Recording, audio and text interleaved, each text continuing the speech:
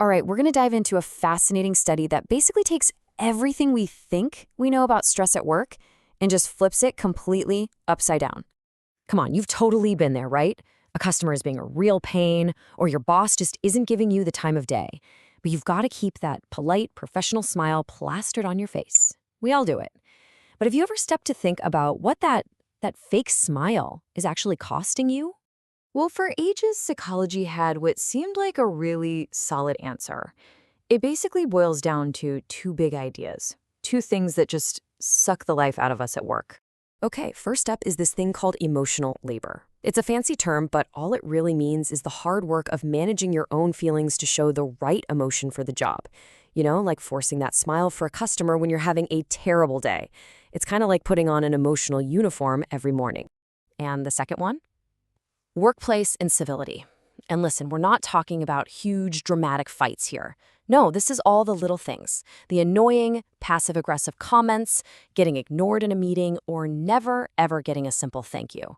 It really is like death by 1,000 paper cuts. So the common belief, the one backed by tons and tons of research, is super clear. Both of these things are just plain bad for us. They drain our mental batteries, they lead to burnout. It's just a given. Seems like a total no-brainer, right? Well, what if it's not? See, a team of researchers decided to really put this obvious idea to the test, and they went somewhere pretty interesting to do it, the super busy, hospitality-focused restaurant world of Denpasar in Bali. So here's the setup. They got 180 restaurant workers and measured exactly these two things, emotional labor and workplace incivility. And their predictions, their hypotheses, were, totally by the book. Number 1, emotional labor is going to hurt people's well-being. Number 2, workplace rudeness is also going to hurt their well-being. Simple, straightforward, exactly what you'd expect. And here's a look at how they thought it would all play out. You can see the stressors on the left, and they expected a straight, negative line over to well-being on the right. More stress, less well-being. Clean and simple. That was the theory. But when they actually got the results back from the study, oh man, it didn't just poke holes in their theory, it completely blew it out of the water. Okay, so first let's look at emotional labor, faking that smile. They expected it to be a downer. The reality? It had a significant positive effect. And when we say significant, we mean this wasn't a coincidence. This was a real, measurable boost to their well-being. So the more they had to manage their emotions, the better they actually felt.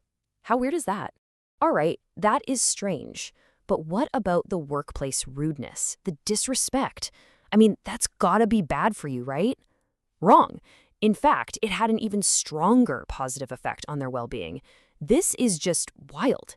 It's not a small thing. It's a huge, completely counterintuitive result. So the million-dollar question is, how on earth is this possible? What is going on in Bali that makes these things that cause burnout almost everywhere else, actually seem to help people?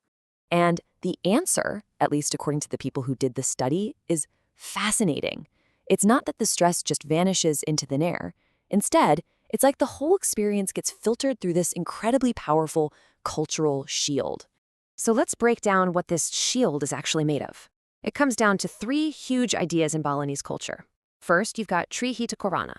This is a philosophy all about harmony with people, nature, and spirit. So for them, hospitality isn't just a job, it's part of keeping the universe in balance. Then there's Dharma, which reframes that emotional labor as a noble duty. So that smile isn't draining, it's actually meaningful. And finally, there's Karma Phala, the belief in cause and effect. This helps them see a rude customer not as an attack, but as a test, an opportunity to grow. I mean, this quote from the researchers just hits the nail on the head.